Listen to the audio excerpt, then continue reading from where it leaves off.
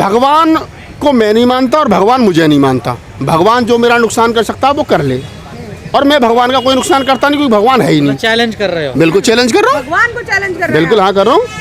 अब मैं भगवान को खुला चैलेंज कर रहा हूँ और पूरी ईमानदारी के साथ कर रहा हूँ। देखिए भगवान नाम की कोई चीज़ इस दुनिया में है नहीं। ये चंद और चालाक लोगों ने अपने फायदे के लिए बना रखी है, और ये पेरियार साहब कह रहे हैं, ये मैं नहीं कह रहा हूँ। एक ब्राह्मण राम की मूर्ति में प्राण डालता है, उस राम की मूर्ति में प्राण डालता है जो राम दुनिया के शरीर में प्राण डालता है।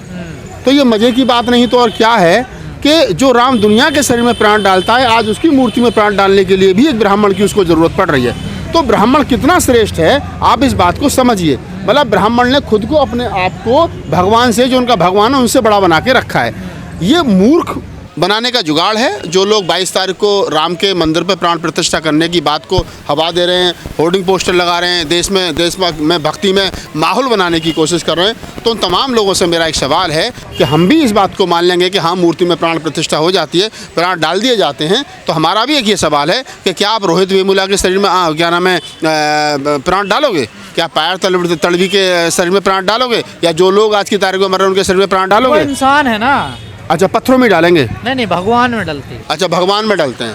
तो आप हम रोहित वेमुला भगवान राम में डलती है, तो फिर रोहित मतलब तो फिर कैसे भगवान की? बाबा साहब डॉक्टर अम्बेडकर की मूर्ति लिए हैं, बुद्ध की लिए हैं, कभी नानक रैदास के लिए उन्होंने प्राण डाल दीजिए। अरे ये तो इंसान थे ना।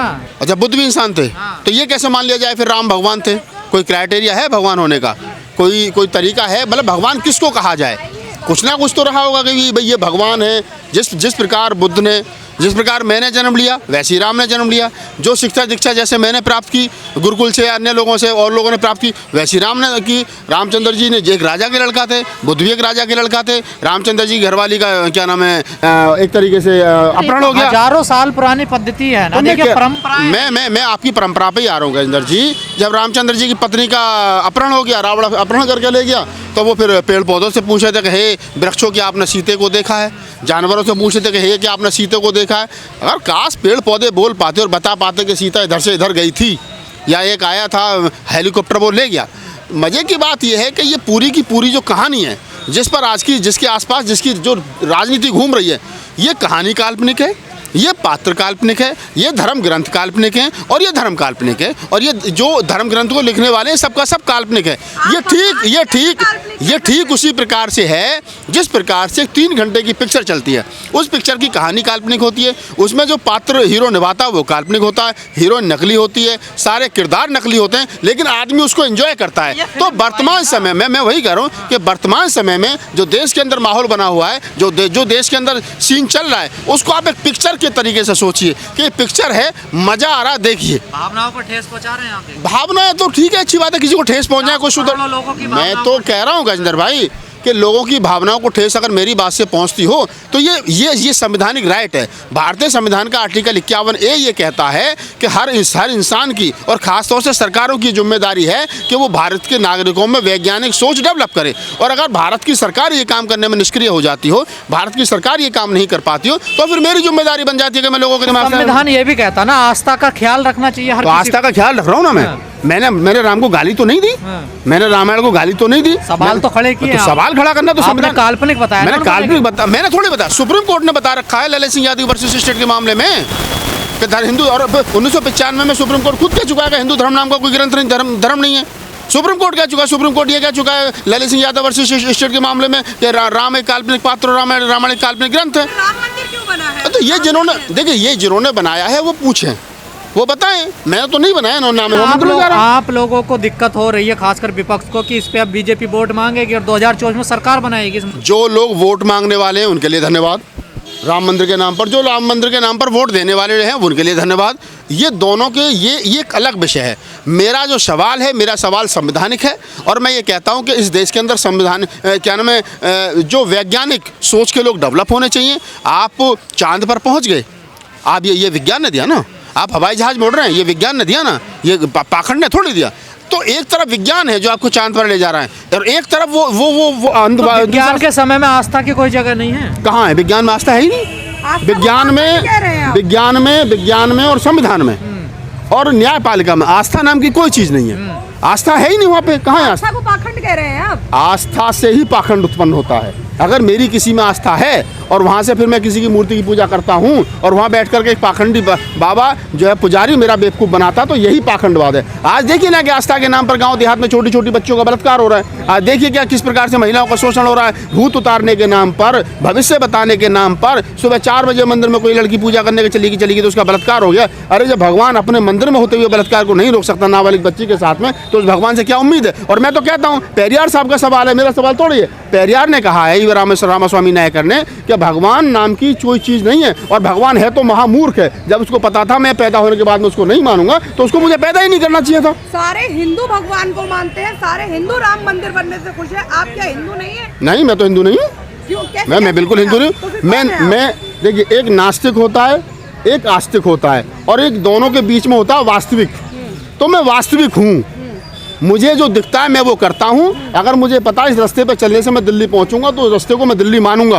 अगर एक दिल्ली और क्या नाम है बुलंदशहर के बीच में एक क्या नाम है जो वो किलोमीटर बताने वाला पत्थर है तो मैं तो उसको नमस्ते कर लेता हूँ, उस पर नारियल फोड़ दूँ। मैं तो ऐसा आदमी हूँ, मैं तो इतना तगड़ा आस्तिक हूँ। मैं तो उस पर पत्थर फोड़, सुनो, मैं तो किलोमीटर वाले बताने वाले पत्थर पे पूछ देता हूँ कि वो 70 किलोमीटर पहले बताया था कि दिल्ली 70 किलोमीटर दूर है, वो सच बोल रहा है। वो उसमें देखो ना आस्था कितनी तगड़ी है। वो देवता है, बता रहा दिल्ली 70 किलोमीटर बिना जाए। तो आप भगवान को नहीं मानते, इसीलिए आपको राम मंदिर बनने से खुशी नहीं हो रही? भगवान को मैं नहीं मानता और भगवान मुझे नहीं मानता। भगवान जो मेरा नुकसान कर सकता है वो कर ले, और मैं भगवान का कोई नुकसान करता नहीं, क्योंकि भगवान है ही नहीं। चैलेंज कर रहे हो? बिल्कुल चैलेंज कर रहा हूँ, भगवान को चैलेंज कर रहे हैं? बिल्कुल हाँ कर रहा हूँ। अब मैं भगवान को खुला चैलेंज कर रहा हूँ और पूरी ईमानदारी के साथ कर रहा हूँ। देखिए भगवान नाम की कोई चीज़ इस दुनिया में है नहीं। ये चंद और चालाक लोगों ने अपने फायदे के लिए बना रखी है। और ये पेरियार साहब कह रहे हैं, ये मैं नहीं कह रहा हूँ। पेरियार साहब कह रहे हैं कि चंद और चालाक लोगों ने भगवान नाम की चीज़ अपने फायदे के लिए बना रखी है। भगवान नहीं है और भगवान है तो फिर वो बताए कहाँ है। भगवान है तो वो समय कहाँ चला जाता है जब भगवान तो फिर अगर जो प्राण प्रतिष्ठान होता है ये क्या जान थोड़ी डाली जाती है? पर ये तो एक नीति है ना, एक देखिए एक विधि है ना। ये तो क्या फायदा क्या इस विधि का? राम की मूर्ति बन गई, मंदिर बन गया, काम खत्म, फिर ये ड्रामा स्थापित किया जा रहा है ना। देखिए तो प्राण प्रतिष्ठा का क्या मतलब? मूर्ति स्थापना दिवस बोलो उसको। उसमें प्राण कहाँ से आ गए भाई? पत्थर में प्राण कैसे जाएंगे? तो अरे भाई साहब, मैं तो कुमार विश्वास का वीडियो देखा था कि भारत अकेला ऐसा देश है जो मूर्तियों में प्राण डालता है, मूर्तियों को जीवित करता है। और एक ऐसे लोग हैं बहुत, जबकि विदेशों में ऐसे लोग हैं जो चलते फिरते आदमी को मशीन बनाकर छोड़ देते हैं। तो आप क्या कहोगे? जब इतने लार्ज स्केल पर प्रचार प्रसार होता हो, इतने लार्ज स्केल पर मूर्ति में प्राण डालने की बात कही जाती हो, और एक आदमी उसी मंदिर के सामने निकल करके उसी पत्थर की मूर्ति के सामने हाथ जोड़ता हो, जैसे वास्तव में तुम्हारी कॉपी पेंच। मैंने देखा सुबह को मंदिर इस साइड है और आदमी उस साइड जा रहा है, वहां से हाथ जोड़ रहा है जैसे भगवान कॉपी पेंसिल लेकर के बैठा हाजिरी लगाने के लिए कि मंदिर के सामने से निकला था, हाजिरी लगा के नहीं गया, तू तेरा नुकसान कर दूंगा। तो ये जो सिस्टम देश के अंदर चल रहा है, ये जो आस्था के नाम पर चल रहा है, मैं कह रहा हूँ मैं भगवान को नहीं मानता। ये मेरा व्यक्तिगत मामला है। आप अब जबरदस्ती तो मनवाओगे ना कान पे पिस्टन रख के।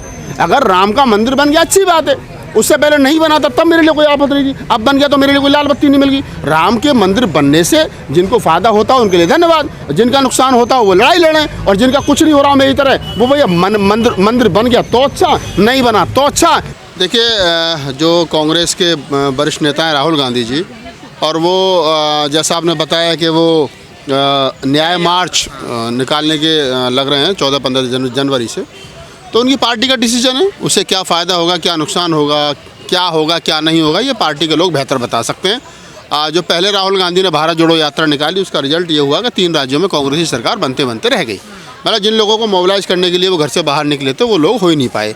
तो मुझे लग रहा है कि न्यायिक मार्च निकालने से बेहतर है कि वो अपने लोग, न्याय यात्रा निकालने से बेहतर है वो अपने लोगों को तैयार करें, और पार्टी गठबंधन पे, पार्टी जो किसको कितनी सीट देनी है इंडिया गठबंधन के सीट बंटवारे पर ध्यान दें और 2024 को ध्यान में रख करके रणनीति बनाएं। तो ये तो कांग्रेस को मेरी सलाह है।